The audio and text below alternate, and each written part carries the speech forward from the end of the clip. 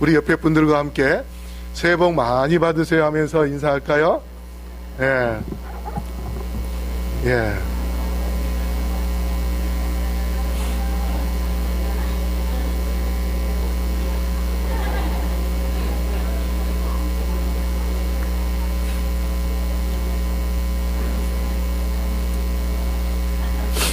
예. 오늘 신학과 4학년 다니고 있는 우리 지승천 전도사님 오늘 우리 교회 방문했습니다. 우리 박수로 환영할까요? 예.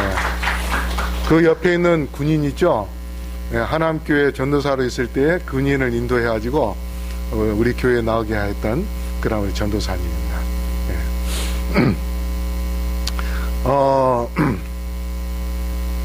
금년도가 몇 년도입니까?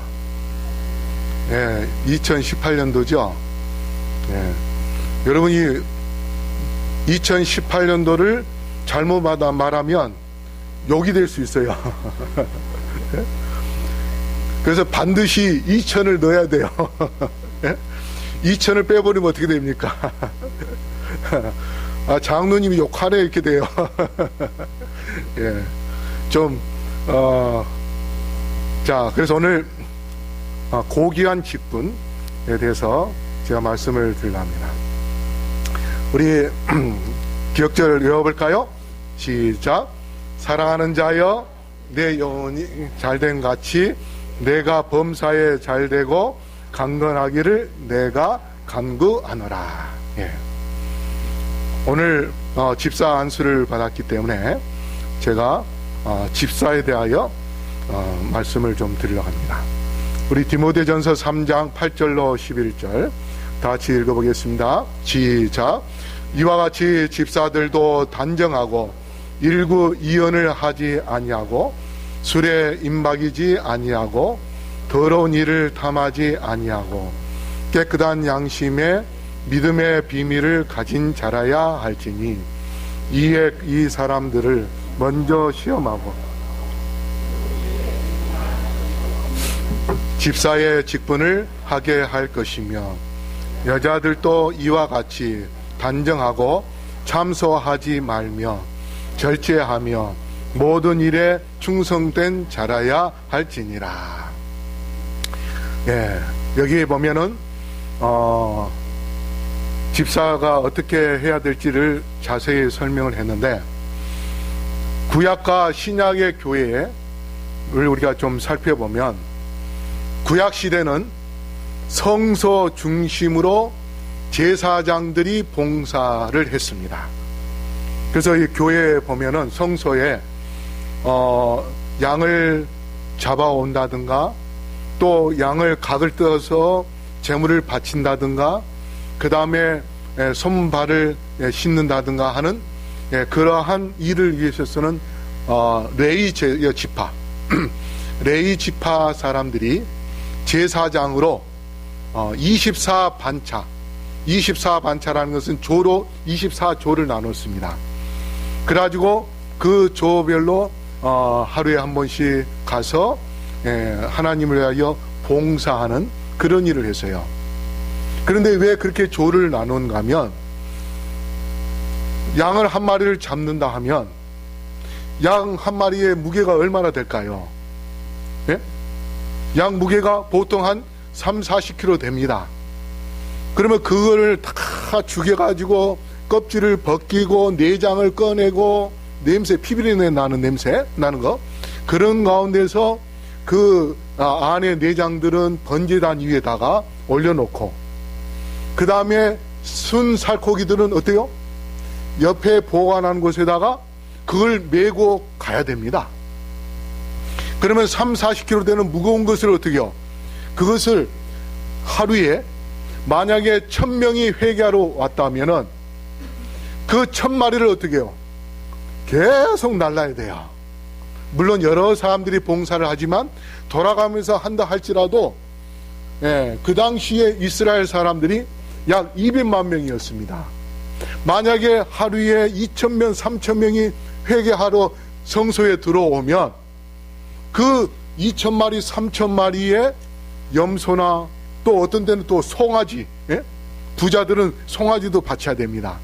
그러면 그것을 메고 예, 보관소에다가 갖다가 또 옮겨놔야 돼요. 그렇게 하면서 1년 동안 봉사를 해야 되니까 24반차로 해서 24주 동안 한 번씩 돌아오게끔 그렇게 조를 짰습니다. 그러다가 신약 시대에는 이제 교회 중심으로 되세요. 성소는 예수님이 십자가 달려 돌아가심으로 인하여 어떻게요? 휘장이 찢어지고, 그래서 이제 더 이상 죄인들이 양을 끌고 성소로 갈 필요가 없습니다. 그냥 있는 자리에서 예수님께서 나를 위해 십자가에 피 흘리신 그 사실만 믿고 그것을 의지하여 기도하면, 있는 자리에서 회개하면 하나님께서 뭐예요? 죄를 다 용서해 주신 거예요. 그러다 보니까 굳이 저 아프리카에서 그 다음에 유럽에서 양을 끌고 거기까지 예루살렘에까지 갈 필요가 없게 되었습니다. 그러면 이제 교인들이 모여 있는 곳이 거기에 이제 교회가 세워지고, 그 다음에 그 교회에서 하나님의 말씀을 전하는 그러한 복음 사업, 선교 사업이 이루어지게 되는 것입니다. 그렇게 하기 때문에 하나님께서 제사장들을 전 세계 다 보낼 수는 없잖아요. 그래야 예수님의 제자, 사도들 중심으로 복음을 전파하게 하고, 그러난 다음에 그 당시 초대교회 때에 하루에 3,000명, 5,000명이 교회에 오고 더 많은 사람들이 오게 되니까 그 12명 가지고 감당을 할 수가 없어요. 그런데다가 초대교회 때는 유대교회를 의무적으로 다니게 돼 있는데, 기독교로 나오게 되면 가정에서 쫓겨나야 되고, 그 다음에 직업도 잃게 되어 있습니다. 그러면 어디서 어떻게 먹고 살겠습니까? 그것도 몇백 명도 아니고 3,000명, 첫날에는 5,000명, 그 다음에 더 많은 숫자가 유대교에서 나왔어요. 그러다 보니 그 당시에 돈 있는 사람들은 집을 팔고 땅을 팔고 그래가지고 그 돈으로 같이 3,000명, 5,000명, 10,000명 되는 그 사람들에게 음식을 나눠줘야 되는데, 사도들이 그걸 다 감당할 수가 없어요. 그래서 처음에는 헬라파 과부, 유대파 과부들이 우리가 도와주겠습니다 하고서 팔을 걷고 도와주는데, 보니까 유대파 과부들이 텃세를 하면서 헬라파 과부들에게 일을 안 주고 당신들 저기 있으라고, 저쪽으로 가라고 하면서 분쟁이 생겼어요. 그래서 사도들이 안 되겠다 생각이 돼가지고 집사 7을 세워라. 그렇게 해서 사도행전 6장 3절로 4절 우리 같이 읽어볼까요? 시작. 형제들아, 너희 가운데서 성령과 지혜가 충만하여 칭찬받는 사람 7을 택하라. 우리가 이 일을 그들에게 맡기고 우리는 오로지 기도하는 일과 말씀 사역에 힘쓰리라 하니. 여러분, 이 산업에서도 분업이라는 게 있습니다. 분업이 뭐냐면 다 각자 자기의 기술에 맞는 그 일을 해 나가는 것입니다. 만약에 자동차 하나를 만드는데 한 사람이 자동차를 전부를 다 조립을 하고 깎고 그렇게 하게 되면 어떻게 될까요? 차 만드는데 어마어마한 시간이 걸립니다. 그러나 우리가 현대 자동차 회사에서 만든 뉴스를 통해서 이렇게 보면 어때요? 어떤 사람은 볼트만 계속 받고, 어떤 사람은 뭐예요? 유리만 끼고, 어떤 사람은 또 와이퍼만 또 끼고, 그렇게 함으로 인하여서 차 한 대가 금방 나오는 겁니다. 얼마나 속도가 빠른지 몰라요. 그와 마찬가지로 교회에서도 목회자가 혼자 하나님의 말씀을 전하고 봉사하고 뭐 하려면은 이거는 금방 쓰러져 죽게 되어 있습니다. 그렇기 때문에 하나님께서 그 당시에는 먼저 집사를 세우게 했어요. 그런데 여기 7 집사를 세우는데 어떤 사람을 세우라 했습니까? 성령과 지혜가 충만하여 칭찬받는 사람을 세우라 했습니다. 다시 말해서 집사들은 기도하는 일에 힘써야 되고 성령의 능력을 구하는 일에 힘써야 됩니다. 그렇게 하면은 하나님께서 그들을 통하여 놀라운 역사를 이루십니다. 제가 가끔 옛날에 알았던 집사님을 이렇게 만나면요, 뭐라고 이야기하냐면, 목사님, 내가 지금까지도 목사님을 위하여 매일 아침 기도합니다. 그렇게 이야기해요. 그 집사님은 제가 대학 다닐 때 3학년 때에 장안동에 봉사하러 가서 만난 집사님이세요. 근데 그분이 어떻게 저를 잘 보셨는지,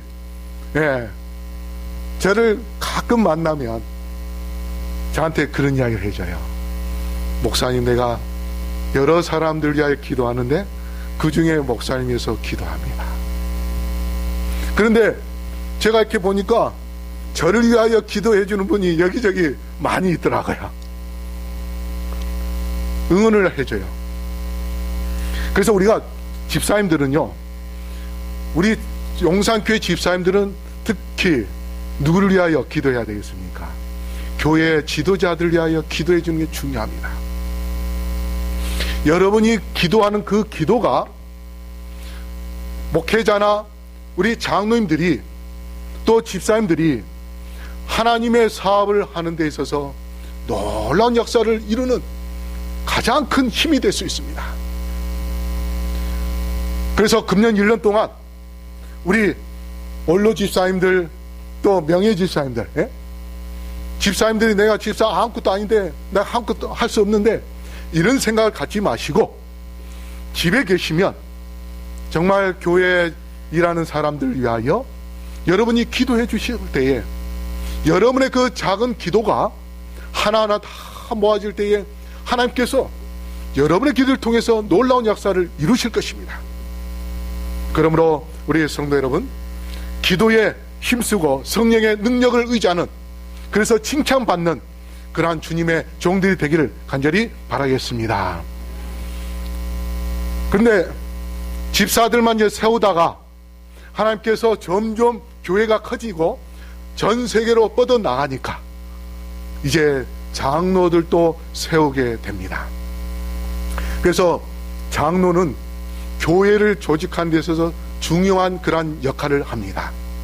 그래서 우리 교회에 지금 3분의 장로님이 계시는데 우리 성도님들이 이 교회가 든든하게 서게 하기 위해서는 3분 장로님의 건강을 위하여 또 성령의 지혜를 구하면서 기도를 또 열심히 해주셔야 돼요. 그래서 여기 보면 집사는 첫째 어떠한 사람이 돼야 되는가 하면 단정하고 있습니다. 단정하다는 것은 존경받을 자격이 있는 사람입니다. 위엄이 있는 사람이에요. 여러분, 어떤 옷을 입느냐에 따라서 사람의 태도가 어때요? 대하는 태도가 달라요.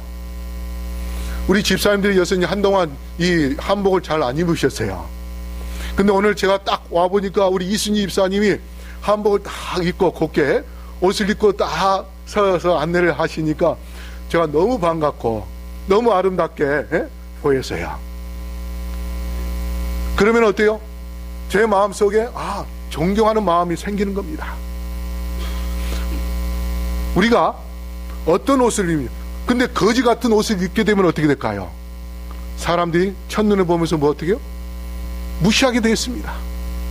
그래서 단정하고라는 것은 뭐냐면 옷을 깨끗하고 화려한 옷을 입지는 않았다 할지라도 다른 사람들이 볼 때의 나를 무시하지 않도록 그렇게 우리가 존경받을 수 있는 그러한 말을 해야 되고 그러한 행동을 하는 것, 이것이 바로 집사가 해야 할 일입니다. 그렇게 할 때에 참으로 우리는 말은 하지 않지만 우리의 그 겉으로 풍기는 그 모습 속에서 사람들이 저 용산교회, 이단교회라고 하는 그 용산교회지만 그 집사님이 보면은 참 얼마나 다른지 모르겠다고. 옛날에 제가 중학교 다닐 때에 본부교회를 다녔었어요. 근데 그 당시에 집사님들이요, 딱 보면은요, 저분이 어디 교회 집사인지 딱 알아요. 그 당시에는 대부분 까만 치마에다가 하얀 저고리 한복을 많이 입었어요. 옛날에는. 그럼 안식일날 보면요, 그런 옷을 입고 가는 사람들이 있어요. 가방 들고. 그러면 멀리서 딱 봐도 저기 우리 본부교회 집사님이구나, 눈에 딱 띄입니다. 근데 사람들이 그렇게 다니는 모습을 통해서 뭘 느끼냐면, 교회 안 다니는 사람들도 안식일 교회가 이단이라고는 하지만 저분들은 참 단아하고 보기가 좋다, 그렇게 그 사람들이 느낄 것입니다. 그래서 우리가 사람들에게 정말 무시당하지 않고 그들로 하여금 보이지 않게 존경을 받을 수 있는 그러한 모습, 그렇다 해서 외식적으로 하라는 건 아닙니다. 하나님의 이름을 우리가 드러낼 수 있게 되는 그러한 직분이기 때문에 하나님의 이름을 먹칠해서는 안 되는 것입니다. 그 다음, 일구이연을 하지 아니하고 있습니다. 이 사람에게는 이렇게 이야기하고 또 다른 사람 만나면 또 다르게 이야기하고, 같은 걸 가지고 두 마디를 하는 사람, 그걸로 인해서 말로 분란을 일으키고 그렇게 하는 경우들이 많이 있습니다. 그래서 우리 SD 주석에는 뭐라고 이야기하냐면, 일구이연을 하지 않는 것은 화평케 하는 사람이다, 그렇게 이야기했습니다. 화평케 하는 사람. 괜히 이 사람 저 사람에게 말을 옮기고 그 다음에 말을 또 한 가지를 가지고 두 가지로 만들고 그렇게 하는 사람은 교회의 분란을 일으킵니다. 그러나 정의를 가지고 어떤 것이 옳고 어떤 것이 그른지, 그것을 올바로 그 개념을 갖고서 사람들에게 어떤 일이 있다 할지라도 말을 바꾸지 않고 끝까지 그 정의를 지켜 나아갈 수 있는 그러한 사람이 참된 하나님의 종인 것입니다. 그래서 우리가 다른 말 하지 않고 사람들에게 신뢰감을 얻을 수 있는 그러한 말을 하는 것, 이것이 바로 그런 사람이 복음을 전할 때에 사람들에게 신뢰를 줬기 때문에 하나님의 말씀을 증거하면 그 말씀을 그대로 받아들이고 예수님께 나올 수 있는 그러한 역사도 일어나게 될 것입니다. 그러므로 우리 성도 여러분, 참으로 일구이연을 하는 그러한 사람이 아닌 모든 사람들에게 진실을 이야기해 줄 수 있는, 정의를 이야기해 줄 수 있는 그러한 주님의 종들이 되기를 바라겠습니다. 그 다음에 술에 입막이지 아니하고, 이 말씀은 뭐냐면 자기 통제를 할 수 없는 그러한 사람으로 살지 않고라는 그런 의미입니다. 알코올 중독에 걸리면 어떨까요? 술을 끊고 싶어도 어떻게 해요? 끊을 수가 없어요. 우리가 저 쪽방촌에 가보면 어떻습니까? 사람들하고 싸워가지고 막 얼굴에 혹이 나고 피가 터지고 막 그렇게 했던 사람들, 그 사람들이 다시는 술 안 먹겠다고, 제가 가면 그래요. 다시는 안 먹겠다고. 근데 그 다음에 또 방문 가보면 똑같이 술을 먹고 그냥 길거리에서 자기 방에서 자는 것처럼 그렇게 생활하는 사람들이 더러 많이 있습니다. 이게 왜 그러냐면 자기 자신을 컨트롤할 수 없어요. 통제할 수 없어요. 그렇기 때문에 하나님께서 술에 임박이지 아니한다는 이 말씀은 절제하는 사람, 그런 사람을 집사로 세워야 하나님께 욕을 돌리지 않는 것입니다. 그 다음에 더러운 일을 탐하지 아니하고 깨끗한 양심, 다시 말해서 수치스러운 소득을 갈망하지 않는 그러한 사람, 자기의 직무로 다른 사람들에게 뇌물을 받거나 이러한 것이 아니라 정말 정당하게 그렇게 살 수 있는 그런 사람, 그렇게 할 때에 참으로 하나님께서 그 영혼을 통하여서 분명 놀라운 역사를 이루어 주실 것입니다. 그뿐만 아니라 이 집사는 믿음의 비밀을 가진 사람입니다. SD의 성경 주석에 집사는 박식한 성경 연구자가 되어야 할 뿐 아니라 성경의 원리들을 숙고하는 사람이다 했습니다. 제가 어렸을 때 보면은 우리 집사님들이요, 성경을 아주 열심히 연구해서 전도하러 나아갈 때요, 어디 교회 장로님, 그러니까 장로교회 목사님, 예? 장로교회 목사님한테 전도로 간다 하면은, 목사님 제가 가겠습니다. 예? 내가 그 목사님하고 성경 토론 한번 해보겠습니다. 옛날에 그런 사람들이 많았어요. 근데 지금은요, 제가 흉보는 건 아니에요. 교회에서 이렇게 기도를 시키는, 아이고 기도 못하고, 또 성경을 좀 가르치라 하면은 성경 전혀 모르겠다고 하고. 옛날에 우리 재림교회 집사님들과 지금의 우리 집사님들의 모습이 많이 다른 것을 볼 수 있습니다. 좀 안타까우긴 하지만 물론 바쁘고 힘들기 때문에 그럴 수 있습니다. 그러나 이제 우리가 하나님의 말씀을 열심히 연구하는 그러한 생활을 해야 되겠습니다. 마지막 때에 지식 없으면 망한다고 했어요. 그래서 우리가 하나님의 말씀을 열심히 연구함으로 인하여서 가정에서, 동네에서 존경받는 그러한 집사, 또 교회에서는 믿음대로 삶을 위해서 존경받는 그러한 우리 모든 집사님들, 장로님들 되시기를 간절히 바라겠습니다. 그 다음 10절에 이에 이 사람들을 먼저 시험하고 보고 그 후에 책망할 것이 없으면 집사의 직분을 하게 할 것이요. 여기 보면 시험을 하고 있습니다. 시험을 하고.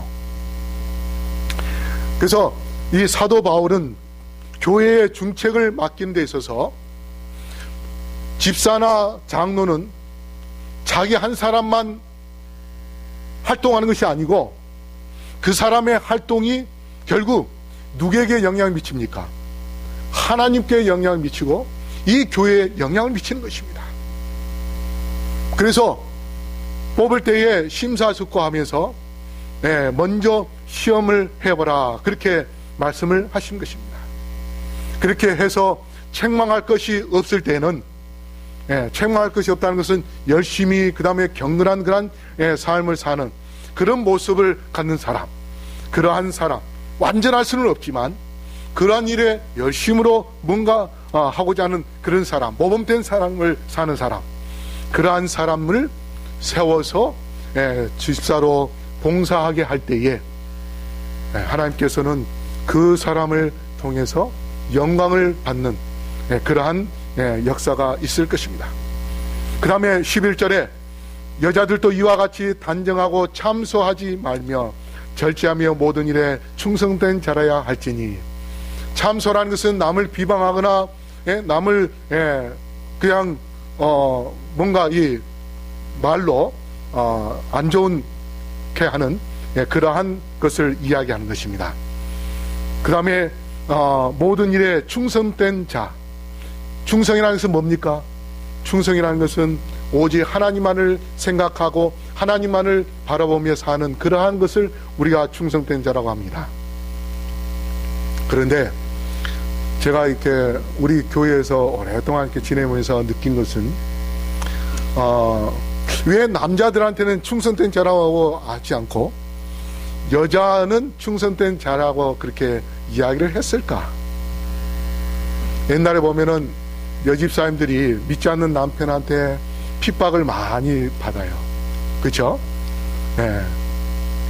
툭 하면은 가서 술 사와라, 돼지고기 사와라, 일부러. 돼지고기 요리를 하면은 왜 맛없게 하냐고 막 또 엎어버리고, 그 다음에 또 심지어는 때리기도 하고, 교회 못 다니게 가방 성경을 막 뺏어가지고 아궁이다 집어넣기도 하고, 화장실 옛날 변소에다 집어넣기도 하고, 그렇게 하면서 여자 집사님들이 옛날에는 핍박을 굉장히 많이 받았어요. 그런데도, 그렇게 핍박을 받는데도 그 집사님들은 여전히 교회에 와서 하나님께 예배드리는 그런 모습을 이렇게 보게 됩니다.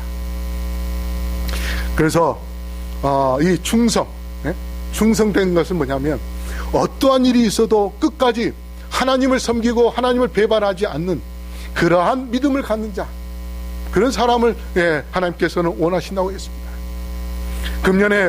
금년이 무슨 해입니까? 무술년입니다. 황금의 개의 해라고 하죠. 이 개의 특징이 뭡니까? 밖에 나가면은 뭘 주워와요? 물고 주워와. 그래서 금년에 어떤 사람은 개의 해이기 때문에 아마 밖에 있는 재물들을 많이 들어올 수 있는 그러한 해가 될 것이다, 이렇게 긍정적으로 이야기하는 사람도 있어요. 우리 집사님들 금년에 이 교회에 하나님의 축복을 많이 가져오는 그러한 주님의 종들이 되기를 간절히 바라겠습니다. 그뿐만 아니라 충성된 개, 물론 가끔 자기 주인을 무는 그러한 개도 있지만 대부분 보면 어때요? 충성된 개들이 많아요. 어떤 위기에 있을 때에 그 개가 자기의 주인을 지켜주는 그러한 동물, 그래서 충성적인 그러한 개로 상징하는 것입니다. 그래서 우리가 금년에 참으로 주님께 충성을 다함으로 이 한 해가 우리 하나님께 영광 돌리며 또 우리는 하나님의 놀라운 축복을 경험하는 그러한 놀라운 주님의 자녀들이 되기를 바라면서 말씀을 마치겠습니다.